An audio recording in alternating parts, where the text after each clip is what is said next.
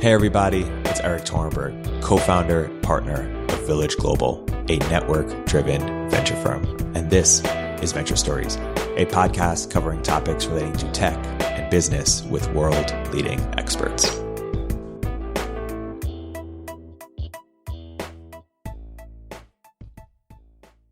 Hey everybody, welcome to another episode of Village Global's Venture Stories podcast. I'm here today with a very special guest, a repeat guest, fan favorite and friend of the firm, Alex Bangash of TI Platform. Alex, welcome back to the podcast.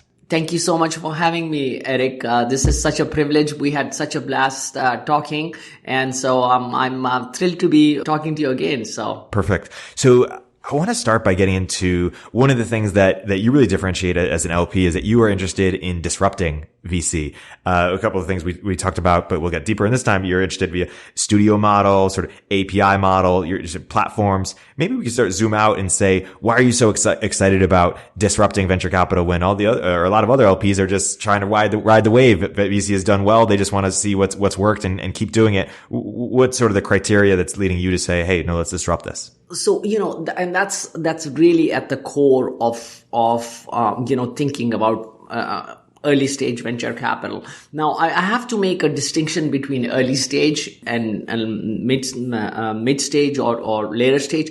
Most of the later stage venture capital is increasingly becoming more and more private equity like. And that's fine. You can get private equity type returns. And if you see, that's why you're seeing crossover funds, you're seeing hedge funds come into venture, you're seeing all these other type of funds, private equity funds come into venture. But in true venture, there is no beta, right? There is only alpha, right? So that's how it's so different than other asset classes, because some of the best managers in other asset classes, they get rewarded for providing you beta. Yeah. In venture, there's excellent and there is bad, and there is no middle. And say more about why that is.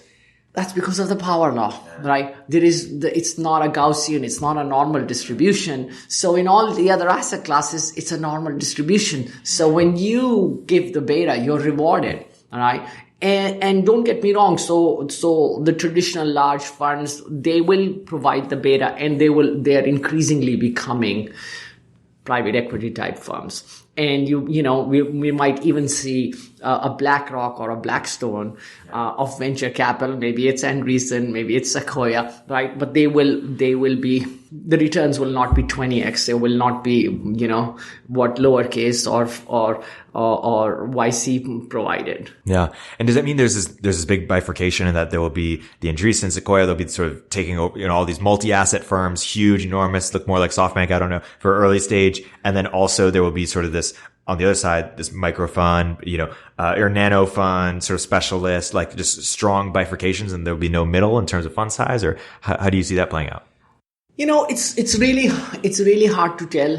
I think what's actually going to happen is that there's going to be really strong funds on both the sides, right? So they will be, the larger funds will become asset managers, and these next generation funds, they will be like nothing else that we've seen. I think the closest analog that we've seen, YC is the first fund that we've seen of that, but we will have many, and I hope that some of the models we back and some of the funds, they will develop into those. And it goes back to this thing. And think of, you're a tech investor. You've seen that, you always want to have a 10x improvement in tech, right? And the whole Silicon Valley started like that. You had William Shockley come, there was a transistor, then Gordon Moore created, Fairchild Semiconductor, and there was an integrated circuit. And then Intel created the microprocessor as in venture capital, we're stuck at the transistor level, right? Nobody's, maybe they've created, YC's created or EF created the IC right now, but there'll be microprocessors, right? So and then there'll be there'll be Moore's law. So that's what I'm most interested about. And that's where I see, that there is enormous room for disruption. Yeah. And let's hone in on what is sort of the macro conditions that are lending it to. You mentioned before this meeting, it's easier to start companies today, but you also mentioned secondaries. Well, why don't you talk a little bit about So of course,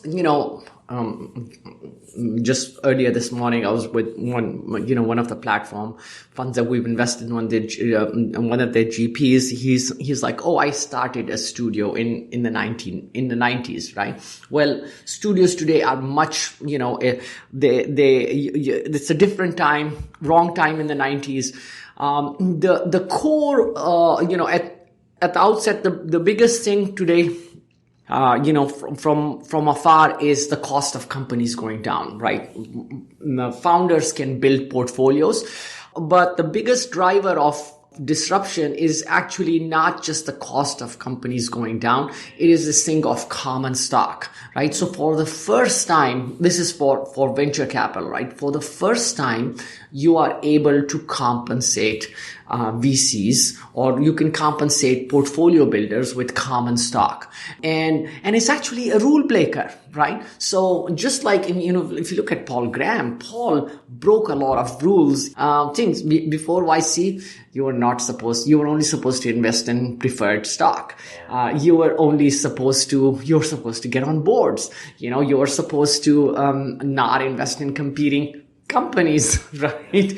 And so Paul broke all those rules, just like iPhone. They broke all the rules of, you were supposed to conserve bandwidth. BlackBerry was the best because it conserved bandwidth. It was like, no, we're gonna hog bandwidth. They brought AT&T to its roots. So it's the same. A lot of these new funds, they're breaking the rules. So if you look at this innovation that's happening with studios and platforms, they are taking advantage of common stock as another vector for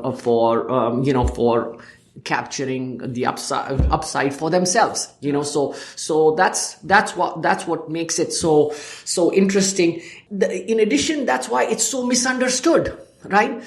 LPs misunderstand it. When they look at platforms, they say, oh, this is spray and pray, and this doesn't make sense. You need to come. And also other VCs misunderstand it. It's like, yeah, well, you guys are keeping common for yourself. You're not giving it to the founders. Well, excuse me, these guys are the founders. They are the founders. Just like a founder goes and they hire a VP of marketing, a VP of sales. Now you have the studio founder. They're hiring CEOs for each one of their businesses, right? They're doing the 0 to 1. They're building. So the biggest driver of disruption is common stock, but it's also the most misunderstood. And you know what? I love it. I love things that are misunderstood, because that's how they can be contrarian. Yeah. If everybody understands it, then they're going to buy it in, So you have this realization that you want to disrupt venture capital. How do you think about, Paul Graham broke a bunch of rules. How do you think about what rules you are most interested in sort of founders of new platforms breaking, versus the ones that you can't break? And how have you come to your thesis over time? I would say there's a very fine line, right? You want people who have immense vision. They almost have like Steve Jobs. They have a reality distortion field, right? They get everybody. By the same time, there's certain things that the rules that we don't want to break are those of ethics and kind of long-term thinking, ethics, So I'm happy to, most of the things that we're backing are not the ones that are getting up rounds right now and they're the hottest fund. In fact, we're backing some of the funds that are not hot. I want to back things that are really long-term, but, where we don't want to compromise is on ethics and missionary people, right? So the filter is, we will back the crazy rule breakers, but the ones that are missionaries, not the ones that are mercenaries, right? And so that's kind of the filter. It is a hard, there is a balance there. Yeah. Totally. And so let's go through one by one. Platforms. This is an example like SaaStr. Like, what defines a platform for you? How do you think about, or is it more like EF, or what is a platform for you? So I think, since then we've seen, I think SaaStr and EF and Heavybit and, so anything where you can do programmatic investing. And the reason why programmatic investing becomes so amazing is that you can deliver services in a scalable manner. And from a returns perspective, platforms are almost designed for the Powerball, right? So one of the things which has happened is right now we're living in a very noisy environment. I mean, we're going to have YC demo day. It's amazing, but most people don't understand. On demo day, YC is going to graduate more companies than a typical venture fund has invested in its history, right? So there is this myth of being a great picker or even getting picked. At first, there was a myth of I am a great picker. Right? Well, this guy's a great picker. It's like, there is no great picker. You can't pick, right? Nobody. And then people were getting picked, right? It's like, yeah, you can get picked if you're good at, machine learning or you're good at, deep tech, et cetera. But what if the biggest thing doesn't come from that sector, doesn't come from that geography, right?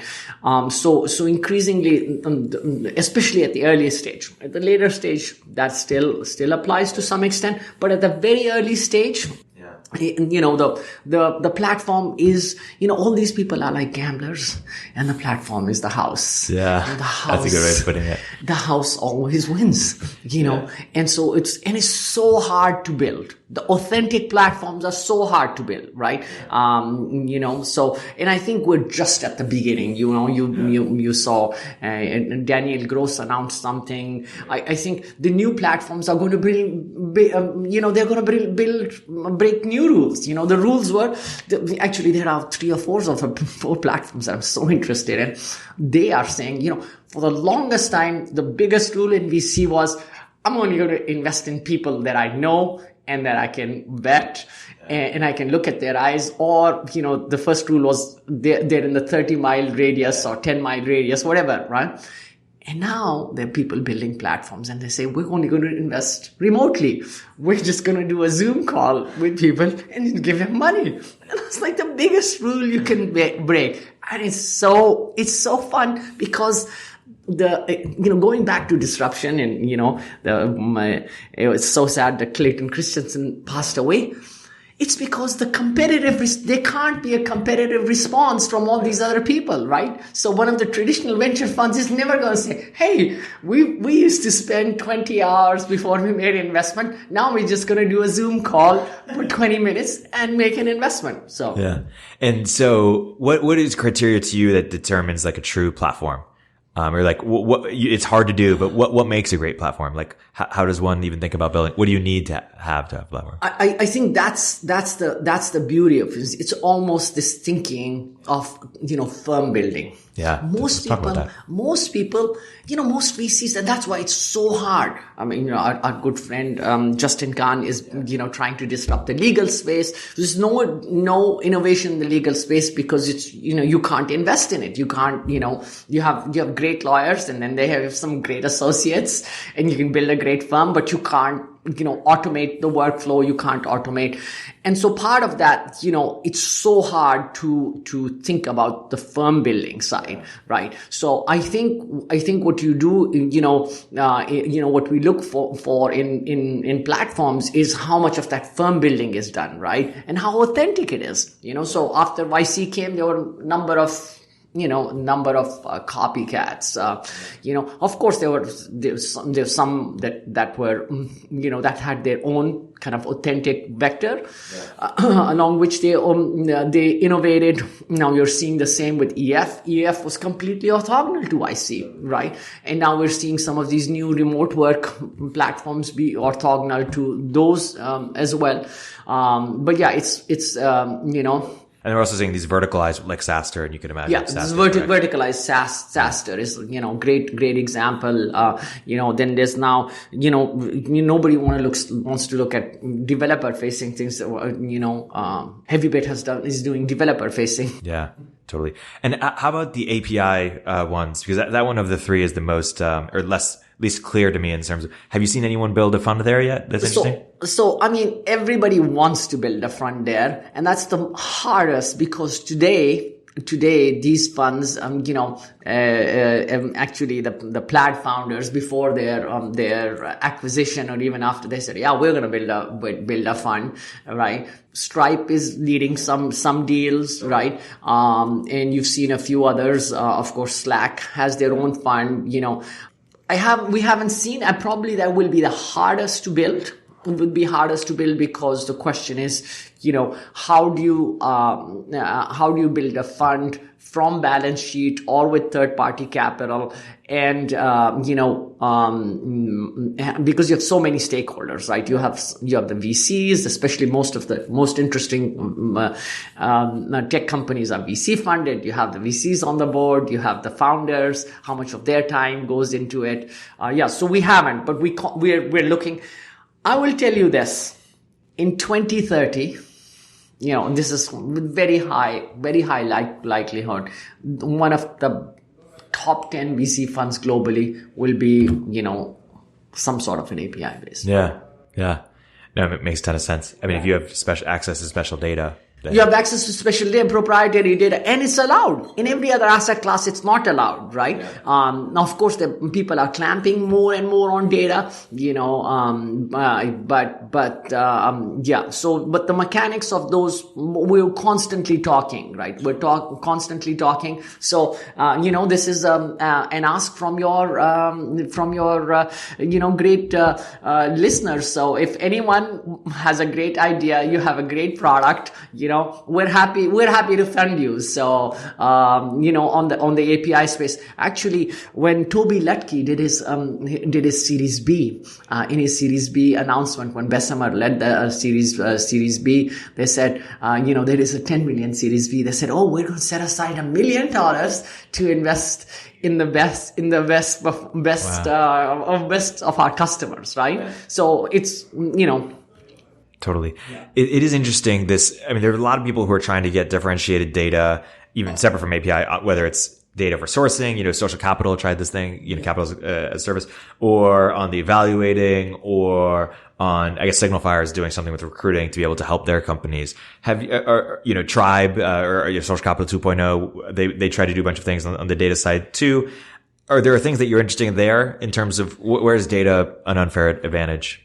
I think, so I'll take the contrarian view. I think these are becoming table stakes, right? So you have to, it's just the same as, when Fred Wilson blogged, and then, everyone blogged. It was an advantage. But now, if you're blogging, it's not an advantage. If you're a VC and you have a podcast or something, it's almost or a newsletter. These are table stakes now, totally, right? So I think those things are becoming table stakes, and actually you're seeing much less of that in Bay Area. Why? Because if you're in Silicon Valley, you're connected. You're a Facebook alum. Your partner is a Dropbox alum. You went to YC, you went to Stanford, you're connected in all those networks. Maybe they'll atrophy in a few, in 20 years they'll atrophy, but you're connected in those networks. What we're seeing, the most innovative things coming out of Europe. Right, because Europe is so fragmented, right? So if you're in Berlin, well, you don't know what's happening in Stockholm, you don't know what's happening in Madrid. So a lot more people, if you look down under the hoods, almost everybody has kind of this database sourcing engine built up. Frankly, I have not been that impressed. I think most of it is, marketing, or some of it is just required. It's just you have to do it because it's so the world is so noisy now. Totally. Let's talk about studios. This is one of your favorite topics. It's been just misunderstood. People, hate on studios so much for a bunch of different reasons. They say it's unfair for the founders. You never get the best founders, et cetera. We were talking about before this podcast, and you mentioned there's a lot of companies that people don't know about that have come out of studios. Yeah. So, shed some light on the studio debate a little bit. Yeah. So yeah, I think it's the most misunderstood. And, again, I love it. Why? Because the more they hate on it, the more people don't invest in it. And the more people don't invest in it, the more, we have things that others, can't do or won't do. So I love it. But if you look back to some of the, the knee-jerk reaction is the same reaction with many. It's like, you're going to get adverse selection, right? Actually, it's the exact opposite, right? If you look at YC, that was the argument made for YC. They were getting the best founders, right? And now we're seeing this EF. They don't get bad, they get the best people to come join EF. And also, so these were incubated companies, right? So most people don't know that Snowflake was incubated by Sutter Hill. That's $12.6 billion, right? So was that adverse selection there? People haven't heard of Sutter Hill, but people have heard of Sutter Hill, but they don't make the connection. It's like, Snowflake's 12.6. Yeah, that's an incubated company by Sutter Hill, right? Yeah. So, who knows how much of what they own, but that's why Sutter Hill's returns are legendary, right? Even in this really competitive space, their LPs, swear by their returns, and then, you have, you've seen, Front is a great company, and Front was incubated by eFounders. Wow, did I know that? Yeah, so many people don't, and actually I have to educate people. It's like, look, so many of these companies were incubated. So I think that is a common misconception. It's the biggest one. The other thing which I love about this is, unlike almost everything else that we have on the firm building side, VCs have a half-life. Yeah. Your networks atrophy, and I'm really fortunate to work with some amazing funds and some amazing founders. But I've seen, if you've been in a network, whether it's the PayPal network or Palantir network, after a while, it just starts atrophying, right? The people get too rich, they're each very successful, or, it's time erodes that, Studios are one of the few models where you have compounding advantages. You just get better and better. You get better at building, you get better at distribution, you just get better. And that's so same with platforms, of course, have network effects, right? So, I was like, how many alumni has YC, right? YC has 4,000 alumni company. EF in a year or two will have 8,000 alumni. How do you compete with those, right? It's really, really hard for a micro fund or a nano fund to compete. You're almost like playing roulette in those cases, right? So these compounding advantages are the ones which are so, so strong, but they take a long time, right? So that's so great for me. That's so great for me because when we invest, right, this year probably I invest the slowest I've ever in the last 10 years. Even though it was one of the hottest years. It's one of the hardest years I've invested the slowest. And the things I've invested in, they're going to mature maybe 4 or 5 years from now. So in some sense, I've gotten extra vintage diversification. Because look, nobody can time the market. I think it's a great time to be a founder. I think it's a great time to be, to be in tech, and I don't profess to see which vintage will be good. But I know 2009, 10 and 11 will be better vintages than 17, 18, 19, right? It's just like there's just too much capital, So and just the quality of founders, the quality of everything. So I think from that perspective, but these things, they will take a long time, right? So you end up it's self-selecting in two different ways. the missionary founders are doing this, right? Because they're not running after the hottest sector, the hottest things like, okay, I can raise money in insurtech distribution and I will get, or I can do that's what I'm seeing, Totally. And how do studios differentiate for you? Like what is really defensible about different studios? What are you looking for in your studios? So I think that's so, so great for me. Whenever I look at of course, as I've funded a lot of amazing, seed funds and very lucky to work with them. But in some sense, the more seed funds you invest in, the more they compete with each other. Right. And so in some sense, they're creating their own competition because their LPs are getting bigger and they want to have a portfolio. You guys have done really well. But, either they become very big or their LPs invest in 10 other seed funds. And then you have more competition and you have a really noisy environment. I think the beauty about studios is that by and large, they don't compete with each other. Right. It's like backing a single founder. Right. I mean, some people say, well, at the atomic level, everybody's competing because you're competing for talent. Yeah. But, the way I look at it, they are less competitive. And it's just it's the ethos of the founder amplified, with the studio. Yeah, totally. Do you want them to be vertical specific or broad or? They have to be authentic. And we can also step back into why I think these studios will why studios and why platforms.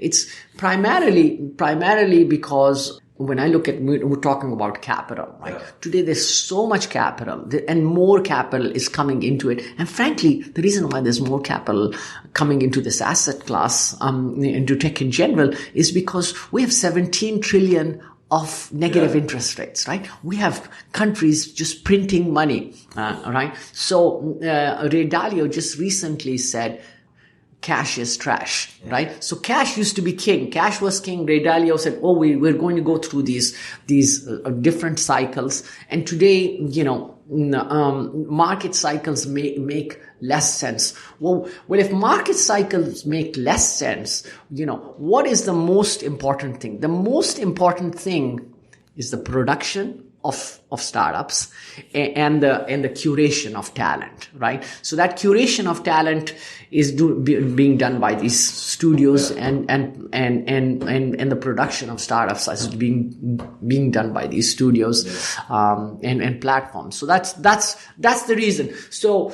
does it make sense?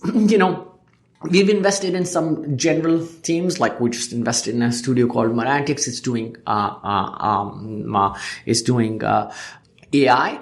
But AI is a horizontal. It's like AI today is like what software was in the 90s. Yeah. Everything has AI, right? What I don't like and what I never will do is I don't like very sector specific things, because venture is historically very, very cyclical, and sectors tend to be cyclical. So if you take cyclical industry and you overlay another cyclicality, it amplifies it 2-3x, right? So and you've actually seen there was a semiconductor fund, and all the smart investors are in it, and 0.2x or 0.3x. Yeah. Why? It's like, Totally. So when LPs, endowments and such are thinking about portfolio diversification among their VCs, should they be doing it by sector, or are they doing it by geo, or how do they slice up the world in terms of if they have a few venture firms in terms of their practice? I think they do it by the three ways they do it is by sector, geo, and stage. That's how traditional venture firms have done it, right? That's the only way, the two vectors they can innovate on is they can go to a new geography, or they can do a new sector, Sequoia can have a China fund, and Lightspeed can have an India fund, and Recent can have a bio fund or a crypto fund. So that's how they innovate. And those are the two vectors that LPs invest in. What they can't do is they can't change their product. And they can't change their business model. That again is the disruption, right? So YC is a different business model A studio is a different product. So it's really hard for incumbents to change the business model or to change the product, So many branch off questions. I mean, one on the picking side, going back to earlier conversation about you can't pick anymore. It's interesting because the paradox they'll notice is, hey, there are more startups than ever before. Picking is more important because you have to separate the wheat from the chaff. And to you, what do you say to that? But there's more noise, right? There's more noise. There are more startups, but then you don't see them, right? I mean, how are you going to see a startup in Paris? Right. Might be a great startup. You might have a great brand, but so that's the. So picking is more important, but it's harder than ever. It's harder than ever, right? I mean, yeah, you can have a Zoom call, you can have this, or it might not be in a sector that you know of, right? A lot of people completely missed crypto, right? Because they didn't even know crypto till 15, 16, right? Totally. And so the best thing is to have a platform that sucks up enough of them at favorable economics, ideally, such that you don't have to be a great picker. You don't have to be a great picker, right? And it's like, with picking, you're almost playing roulette, you know? I hear you're the house, it's like, okay. Just picking is important. And, and some people still get picked, but it's becoming less and less important. Right. And by get picked, did you mean sort of the WhatsApp Sequoia example? Like you win the company seeks you out? The company seeks you out. Yeah, totally. And the studio thing makes a lot of sense because sometimes I question, why does VC even exist, right? There's capital and then there's founders. Yeah. And then to the capital just go straight to the founders. Yeah. And increasingly, I think it's going to go straight to the founders, so you don't, and those founders can then, again, this is the biggest. I'm a big fan of Peter Thiel. I'm a big fan of Founders Fund. This is amazing, right? I was like, Peter just recently said in one of his talks, he's like, I think Elon Musk is the wrong, he's the wrong archetype and role model for founders because, he's building multiple companies. That's too hard. And, that's exactly the kind of people I want to back is the people who are doing things that are so hard that they, it's not a question of people trying to copy them because it's so hard to copy. It's also so hard to fake, right? Any idiot can seed invest. You can just write checks. Anyone can get lucky, right? But you can't fake building a company, right? You can't fake getting customers. Totally. And it's interesting because you're excited about a few of these models that are disrupting venture. There's another sort of version of model that you're less excited about, the scout programs. You're not excited about scout programs. I'm curious, that scout program has sort of evolved into the micro funds, nano GPs. Basically, the idea behind them is, hey, founders are better determinants of who the next best founder is than VCs, or founders see them first because they have special relationships, or the founders would pick the other founders over VCs, and thus, firms should give them capital to invest on their behalf. And then microfunds is, hey, now that they have more leverage, they don't need to work with any individual firm and can work with, can raise funds. You've been critical of the scout trend. I'm curious to unpack that and then how you think about sort of the nano GP trend. That was what I did in 2005 to 12, right? Or all things. So I'm not saying that trend is completely played out. There's some amazing people that came in the last generation, right? Chris Sacca and Steve Anderson and, many others, and they have amazing returns. I was lucky to be involved with some of those. And I think there is the next generation of those coming as well. I think there is now a perfect storm. So I've talked with some of the best of those nano funds and some of the most connected. And this is what they tell me, right? There's yes, founders are seeking me out, but guess what? In Silicon Valley, you've been to this.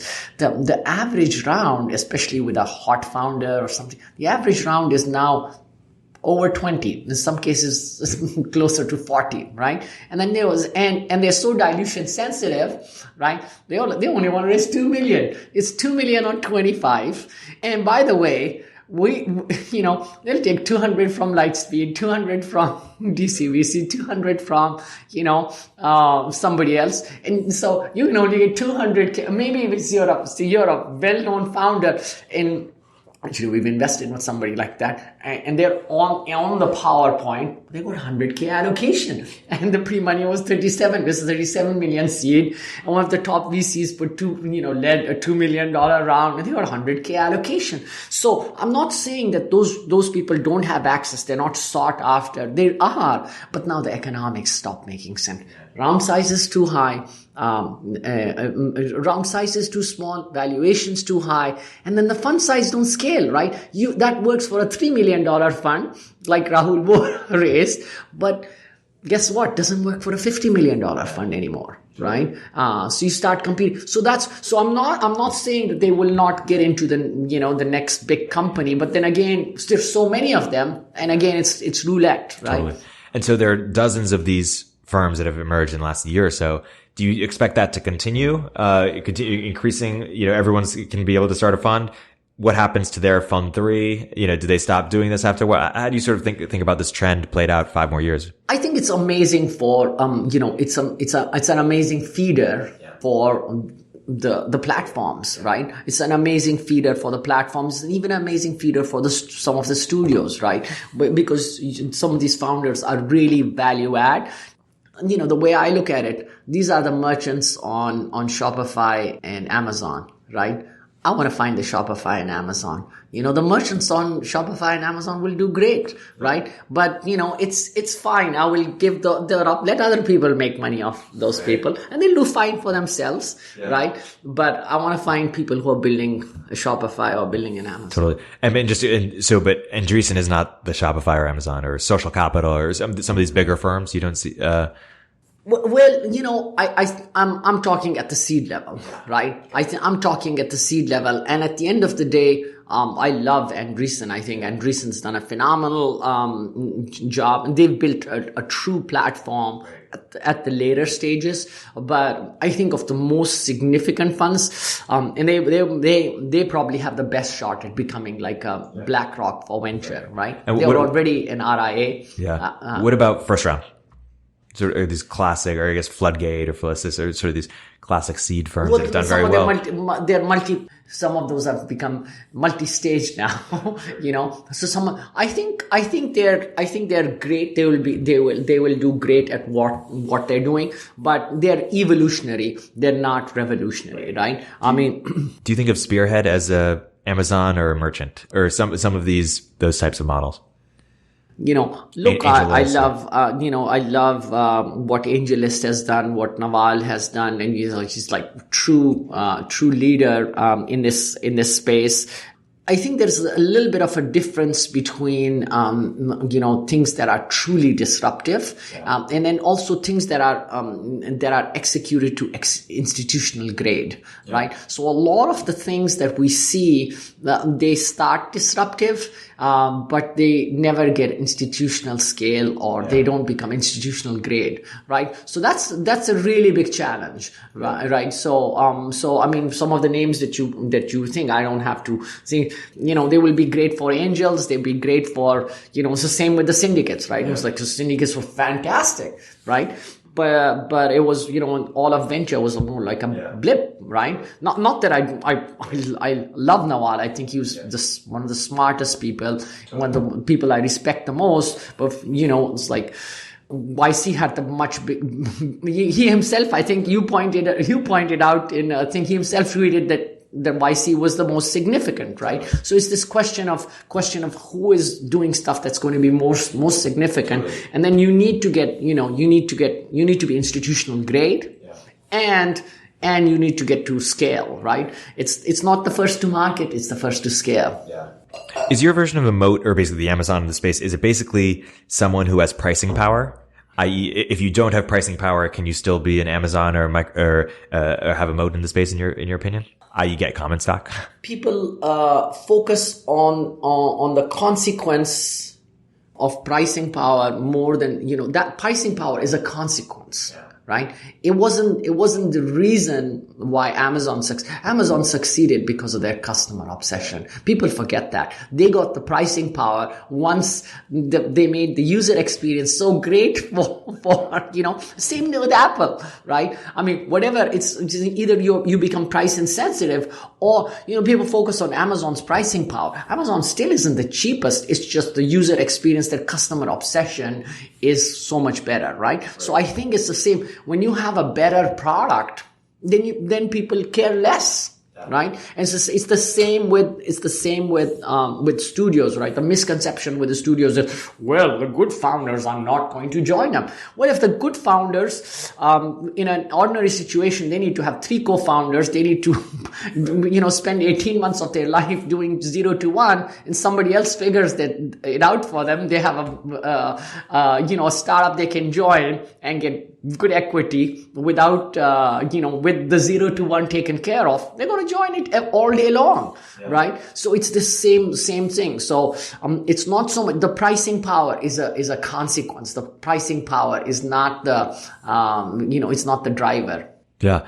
Does the customer obsession, in your view, have to be on the founder level versus on the investor level? I Spearhead is trying to create the best product for investors, or other people are trying to create the best product to attract the best angels or best investors and thus have access to the founder that way. But is your view that can work, or is it that it has to be on the customer on the founder level? So I have always seen this, right? In kind of in venture capital, I've always seen that the founder is the customer. The investor is the stakeholder. So this is not original. I think and I think that's always true, right? Yeah. So you have to be really, really focused on the founders, right? In some sense, that's why, the studio model is so great, is because you're going directly to the value creation, right? Yeah. At the end of the day, we could, we could talk ad nauseum about, great pickers or great things, Look, in real estate, do we ever talk about people who are really good at buying houses or picking houses? No, you talk about great architects, right? So at the end of the day, it's still that, there could be a good picker, but at the end of the day, it's the people who are building these things. Yeah. So you spent a lot of time on the LP side, very familiar with the LP ecosystem. How do you expect the LP ecosystem to evolve in the next 5 to 10 years? Will it mimic? There's an argument that says it'll mimic sort of how VCs evolved, in the sense that they became more founder friendly and transparent because they became a commodity, and founders they need to compete to get founder money. Do you see something similar evolving, or how do you see the LP ecosystem changing in the next few years? I think definitely some of that. That was always the case with venture. Like with venture, the best funds could pick their institutional investors.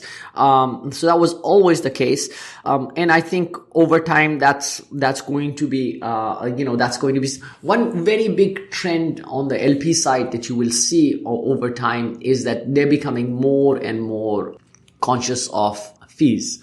Right. So I think you're seeing more LPs now invest directly into companies. Yeah. And I think over the next 10 years, you will see this amplify significantly. There were some false starts in the past, but now, especially since look,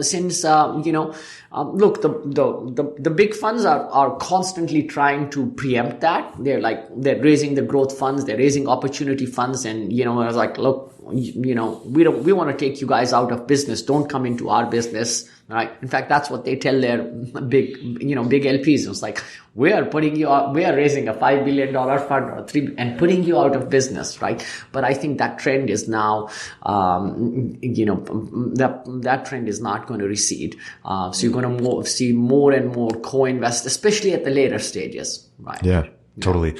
Is the 2 and 20 model going to change, you think? Not for the foreseeable future. I think that will continue. So, I mean, one way to think, look, I want to make a lot of enemies saying I'm going to disrupt venture. I think what is happening, I'm going to displace venture, right? So traditional venture funds, what has happened is companies are staying private longer. So when they're staying private longer, if you look at the Fidelity, Franklin Templeton just bought Legg Mason for $5 billion. Now they have 1.5 trillion in assets. Now all these asset managers used to invest in public equities. Now, if companies are staying private longer, SpaceX now raised money at 35 billion. I think probably it'll be 200 billion before they go public, right? That means other people will need to own it. That means some people will need to get out of it, right? So you will have this whole, VCs will take the space of these large public managers. Yeah. Now, of course, it will only be those VCs that can get institutional. They will get displaced. And that's kind of, that's how I see the evolution, where VCs will basically become your asset managers. Yeah. It's interesting. The people talk about sort of VC founder misalignment sometimes because VCs want founders to go big or go home, and there are more and more companies today that can get to big, especially SaaS, can get to meaningful scale, but not necessarily venture scale. And so one thing I think people don't think about is that the incentives often come from the LPs. And so how do we think about LP versus found misalignment, or what the LPs are looking for in terms of return, in terms of how that affects what we ask our founders to do? Yeah, I think it's both LPs and VCs. Yeah. So I think the LPs are at fault because they want to put more and more. So some of these endowments now, this is public information. Yale endowment now is 23% venture or 20% venture. Now, I'm not talking private equity. I'm talking the entire endowment, right? And maybe there are, because Yale is the trailblazer, and Yale is everybody looks. So there's probably a dozen of other endowments that are like Yale, right? And perhaps it should be, right? Because companies are staying private longer. They've done really well at venture. So it's a number of factors, but the end result is, a fifth to a quarter of the endowment is now in venture. So but at the end of the day, I don't think it's the problem of just the LPs. I think the VCs are incented to make money off the fees, right? If you have $4 billion fund, you're charging, and none of these funds charge 2 and 20, right? 2 and 20 is, so think premium. So most of these funds are charging premium, and then they can have a fund for this sector and fund for that geography. Now all of a sudden, you become an asset manager. There's nothing wrong with that, right? But you become, and so I think the traditional VCs will cede the control of the early stage, to the next gen, and I think it'll be these next gen founders, but they can coexist, right? I'm not saying that these VCs will, there will be, a few VCs that will become the next Blackstone, the next T. Rowe Price, the next Legg Mason. And you've actually seen this, right? You've seen some VCs selling their GPs to asset managers. Totally. So they're already thinking like asset managers. General Catalyst and Goldman Sachs. Yeah. So how do these platforms evolve over time? You mentioned EF, you mentioned SaaS, you mentioned studios. How do they, over time, do they keep the same fund size? Do they, YC went and raised a growth fund, $1 billion, continuity. How do you think these firms evolve, or how should they evolve, these platforms? I think nobody knows the answer just yet, and I think that's one of the reasons you have to be comfortable with this uncertainty, right? To be dogmatic and saying, look, this is what your fund size should be. This is what the beauty of this is that, people are going to make mistakes. And that's why so many people can't do it, because they're petrified of making a mistake. But it's fine. If you have a portfolio, you're going to make mistakes on a few, but if you get them right, and we've done now 10 of these studios. With each one, we're learning something new, right? It's not that the first one is the best. It's like with everyone, these models are getting better and better and better. And there's no right answer, right? And they're still flawed. Why are they flawed? Because, the 2 and 20 model is flawed. A company model can't apply to a studio or a platform, right? And a fund model can't apply to a platform because the platform is so, it's so operationally intensive. You have to build software. You have to build, in one case, you have to build companies. In other case, you have to build software. You have to have maybe physical locations, whatever your thing requires, right? You have to deliver those services, and the traditional models can't, the business model doesn't support that. So it's, it's a really profound thing, but that's where the opportunity is, right? It's not for the faint-hearted. The faint-hearted say, oh, give me a 2 and 20. I will never take, a lot of people who've said, I will never take any, it's just like, I will not take market risk. I will not take structure risk. Just give me the standard vanilla models. I know what I'm getting. But let's say you were running one of these big endowments that's putting, 20% into venture and has a lot of resources. How would you think about endowment portfolio construction or diversification? If you were solely running it, what would your approach be? So, look, I would run like hell from the school, because most of these schools, they themselves are getting disrupted. Lambda School, EF, they're disrupting the universities. It's no secret here, right? The credentials that these universities provide you, right? More and more people are realizing it's pretty useless. Like, it's like, you have an MBA. Well, that doesn't really help you much, right? If you've spent, a year at a hyper growth company, you take that over an MBA any day of the week, right? So it's this, I think these firms are, so yeah, and I want to make most of my friends that are things run endowments like those, and so I think it's super hard, right? It's super hard for the incumbents to change. And then most of what would I do? I would do what I'm doing right now. Totally. Right? Just at bigger scale. Yeah, at bigger scale, right? So I would do what we're doing right now. And frankly, I think I love the fact that we're constrained by capital, because it's almost like, art, right? If you look at the people who don't have constraints, then they do crazy things. When you have constraints, actually people think it's very liberating when you have no constraints. Actually, the most liberating thing is when you have constraints, right? Because there's you can have so many different things on your palette, but you only have those two colors, right? And then things become simple for you. It's like these are the only two things that I can do. I'm sorry, you're not this, right? I don't have to say no to 1,000 things. When I recognize something, it's much better. So yeah, frankly, I think the endowments, foundations, just between you and I think they have the worst job on the planet. Yeah.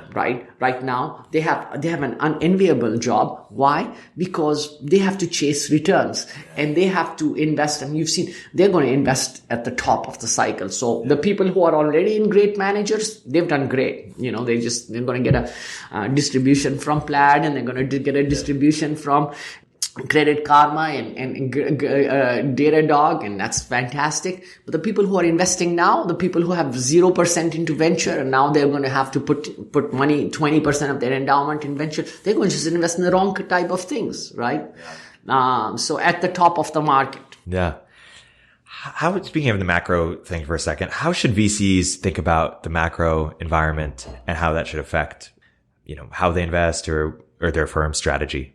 Should they ignore the macro fundamentals? Should they be trying to time the market in some way? How should they be thinking about and what to think about? Yeah, so all the VCs are super, super smart, and they have been through many cycles. They do a great job with portfolio construction. They do, so I think all of them, like the great firms, they already know this, right? They of course, they can't sit on the sidelines. So whenever they see, so I think what's really hard for them is the same as VCs are no different than any corporation, right? It's like when you have going back to disruption, right? It's not that you don't see it, right? They're seeing all this. There is no competitive response that they can do, right? They can still respond, like they can dial down the amount of capital they invest, or they can dial down, the number of geographies that they go into, or different sectors. Should they sit blockchain out? Should they sit AI out, or IoT? So their competitive response is limited, and they're super, super smart. They know, but they can't reinvent themselves. You actually have to reinvent the whole thing. And a lot of times now, it's a foregone conclusion that, YC works, right? So it's like, oh, YC works. But a lot of them are really skeptical of the newer models. It's like, yeah, YC worked. We were skeptical, but now we know it works, so I think by the time they're convinced, that some new model, plus they can't reinvent themselves into that new model. So I think it's really hard. I think what will happen is, what's still easy for them is to capture the beta. Right. So they can capture the beta. Now, I hope that the beta will become more like private equity beta. So some of these companies, will still do well. It will, at the later stages, maybe it will not be as much of a power law. It'll be more a normal distribution. Yeah.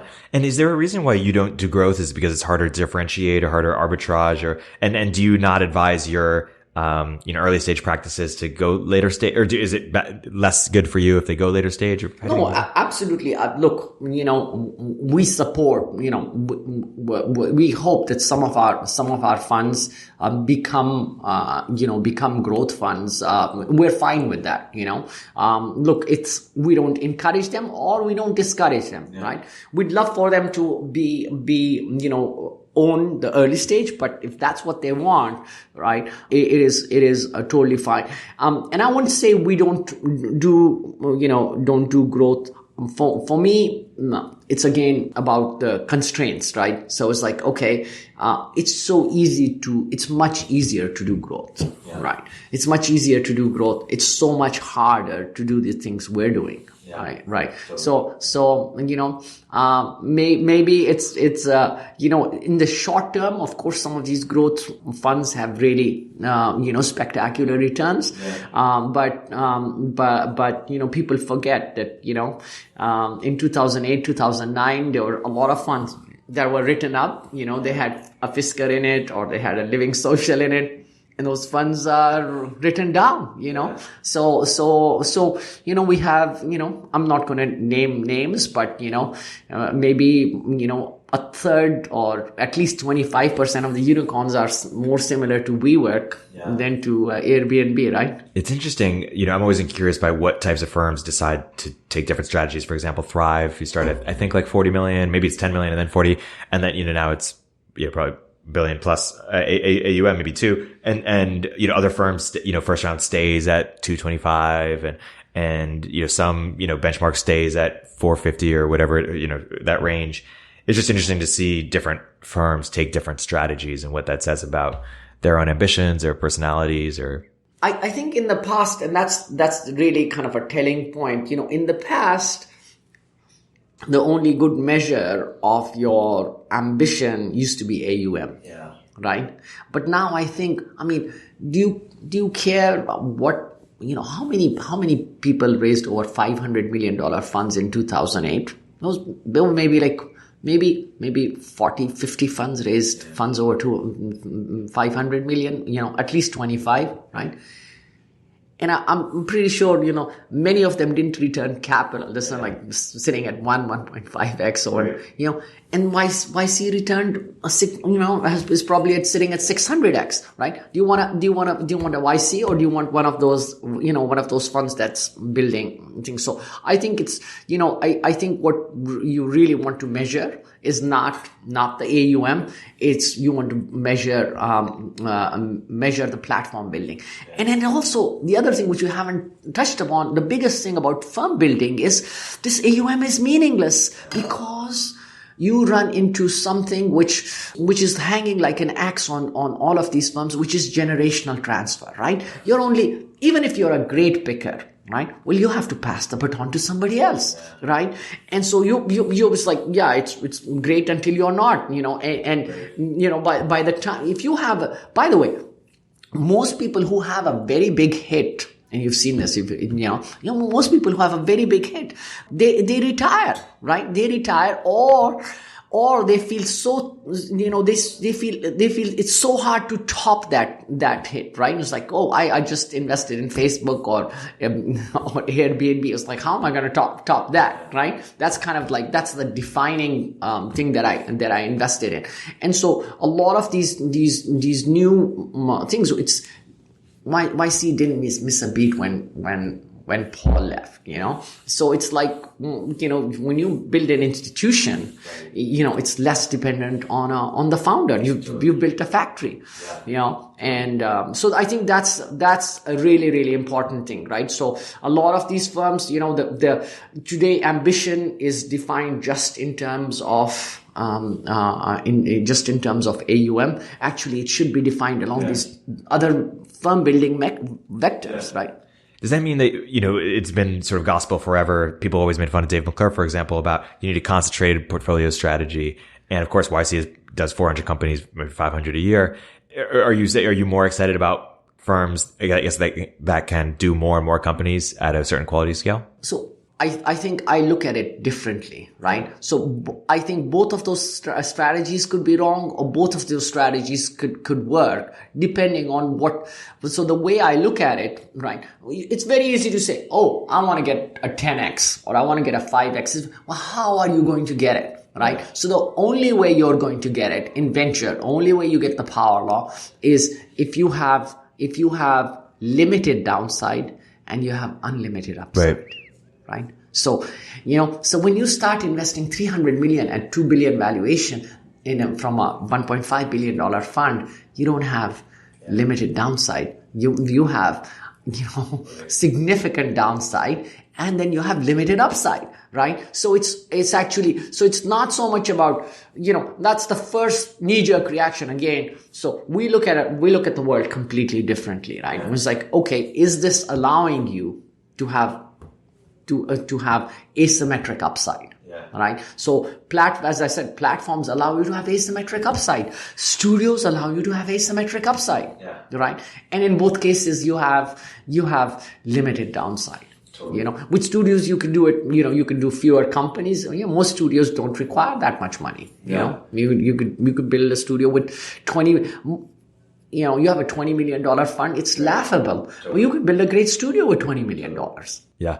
So, and is your portfolio construction, do you think about it, hey, a third studios, a third platforms, a third traditional funds, or how do you think about your own portfolio construction? I think it's all about the people, right? So, we increasingly, you can't imagine some of the best founders that I now talk to. Like you said, founders will seek founders. Yeah. Some of the best founders, they're like, Alex, even the ones who raised funds, like, oh, I wish I knew I could do a studio with you. I would have done a studio in a heartbeat, because their upside is so much more. And so many of these founders, when I talk to them, they're like, Alex, I have one more company. I have 2 more companies in them. Right. And in me, I don't want to do a fund because I have these companies in me. Right. So my kind of, thing is, like, I educate them. Now a few people will still say, look, I still want to do a fund, and it's fine. I'll support them. If I really think they're an amazing founder. But and then platforms are so hard to build, right? They're so hard to build, right? You have to be so crazy to build something, especially, and it's even worse in Silicon Valley. Yeah. Because it's so easy in the Bay Area. It's so easy because I'm just going to invest in my Stanford friends. I'm just going to invest in my Facebook friends, right? And you will do great, So you don't have to work that hard. You don't have to work as hard as the people in Europe because, everybody speaks the same language. You don't have to talk to Polish founders and Romanian founders and just to double down on what makes something platform versus not a platform. Is it something that gets great opportunities at scale and it maybe gets pricing power, maybe it doesn't, and gets better with network effects, or what separates? Yeah, well, network effects is the most. Network effects is a great thing, right? Yeah. And it's like, how do you capture network effects, right? Network effects at scale, right? Yeah. I mean, when I look at Airbnb, right? It's like a company with global network effects, right? Yeah. It's like YC is like Airbnb. It's right. Like but SV Angel is not like YC, right? SV Angel is a great firm, but they don't have network effects. They don't have network effects, although you could argue that, Ron is the network effect. Ron has a network of its own, and that keeps getting stronger and stronger. But but they haven't kind of made it systemic, right? Yeah. Hasn't translated into a systemic advantage. They haven't built software around it, and and so it's those. What do you think about Clearbank or these sort of, people have been talking about debt recently, sort of different kinds of investment, or financial, engineering? Yes. Are you excited about that or not particularly? So I am kind of looking at other models, and like you also mentioned, SaaS companies, right? So could you have a royalty-based model? Could you have a debt-based model, right? Like equity financing is very, very dilutive, right? It's very dilutive. It doesn't align well with founders in a lot of cases, right? And there's some businesses that will be really good, and also goes back to like we said about misalignment, right? I think what's misaligned here is how much capital the VCs are forcing these companies to take. Look at Assurance IQ, $3 billion exit. Guess how much money it raised from Sequoia? Zero. They didn't raise a single dollar of VC money in 3 years. In three or 4 years, there is $3 billion exit to Prudential. No money, right? People don't, we forget. We talk about, SendGrid and this and that. Well, there is, what value would we ascribe to MailChimp, right? Must be 40 billion at least, right? They're doing like 5-6 billion in revenue, right? With crazy margins, maybe more, right? So it's like, you can build companies, with high margins, cost, efficiently, So I think right now you have more, you have, things. So I'm looking at these royalty-based models, and some of the others I've seen a couple of people do really interesting things, and actually they're not venture funded, but so we're exploring some of those. I haven't seen something which is radically different, which can also capture the upside, right? The asymmetric upside. So it's not just Totally. In closing here, we're talking about disrupting venture. I want to talk about crazy idea. There's a theory that a lot of industries are propped up by regulation, and venture is no different. A few regulations come to mind. One is the accredited investor rule. You can't invest unless you're a millionaire or make over $250K for a few years. The general solicitation, you can't sort of publicly say you're fundraising. That prevents a lot of people from raising funds. There's the cap table limitations or restrictions there. 100 people or something, yeah. Yeah, there's also sort of GB vesting prevents a lot of people from leaving firms quicker. Crypto was with the ICO boom a few years ago, was hoping to get around this idea that anyone can invest. It's liquid. You can have, hundreds of people on your cap table. Where are you excited there? If we're here 5 years from now or 10 years from now, and, one of those regulations has meaningfully changed, or sort of, what do you think about these types of disruptions? I think all of those could be real. Like crowdfunding, and crypto especially, could be super, super disruptive. I think it just became too speculative. Looking back, crowdfunding has had minimal to, impact on venture as a whole, right? It has had very, very, so I think because most people overestimated, retail investors are not going to move the needle. And even if the retail investors start investing, you need to have institutional backstop, right? So most of the people who created these retail platforms, we have a theory in there, and we're working on something on that side. I'm not going to tell you it's proprietary, just yet. We're working on it. This could be solved, but it's solved in a different way. You need to have institutional backstop to provide liquidity, to provide things. So I think it was like this, just like peer-to-peer lending. was great, but it never made a dent on things, right? And a few companies went public as well. It hasn't made a dent in the lending universe, right? Yeah. So it's the same thing, like, peer-to-peer venture. And I think crypto is still very, very, it's still very speculative, right? A couple things that were Bitcoin or Ethereum are some of the best investments. I love Ethereum. I think I'm a big fan of Ethereum, right? So I love, but I'm just from a standpoint of institutional investing. Also, there is so much, there's so many bad actors around these things, that I think it's hard for like traditional institutional investors to embrace it in a broad-based manner. So I think, I think they're very exciting. I am looking, and look, that's why I've never invested in a crypto fund, because I was like, oh, if you want to do a crypto fund, well, you should be decentralized, just like the decentralized things. So I've never seen a decentralized fund, So yeah, it'd be fantastic. So those are things I'm watching. But the reason these things have been so hot, that goes to my other things, right? I don't like to do things that are too hot. Yeah. They're so hot. When they're so hot, all the hot because we can't differentiate ourselves by capital. Everybody has capital. We want to differentiate our things by our worldview and our value add, I do like to point out that if you invested in sort of the early, stage of Bitcoin or Ethereum, it might be even better than much better than Facebook or Google or one of these. But of course, TBD if that ever happens again. But on that note, we've gone way over. This has been a fantastic episode. My guest today has been Alex Bangash. If you are building a platform, you're building a studio, I highly recommend, or just anything in venture, highly recommend reaching out to him and talking to him. Alex, thank you so much for coming on the podcast. It's been a great episode. Thank you so much, Erik. It's been such a privilege talking to you. Thank you for having me.